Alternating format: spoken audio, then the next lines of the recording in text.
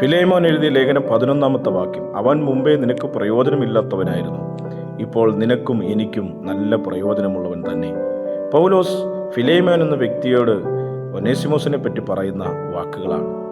ഒനേസിമോസ് എന്ന വാക്കിൻ്റെ അർത്ഥം പ്രയോജനമുള്ളവൻ എന്നാണ്. എന്നാൽ ആ നിലയിലൊന്നും പ്രയോജനപ്പെടുവാൻ ഒരു കാലഘട്ടത്തിൽ ഒനേസിമോസിന് കഴിഞ്ഞിരുന്നില്ല. എന്നാൽ പൗലോസ് മുഖാന്തരം കർത്താവായ യേശുക്രിസ്തുമായ ഒരു ബന്ധം ഒനേസിമോസിന് ലഭ്യമാവുകയാണ്. താനൊരു ദൈവഭക്തനായി മാറുകയാണ്.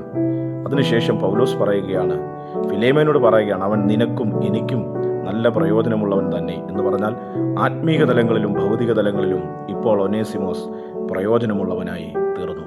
അതേ പ്രിയപ്പെട്ടവരെ, നമ്മുടെ ദൈവത്തിന് നമ്മെ പ്രയോജനപ്പെടുത്താനായിട്ട് കഴിയും.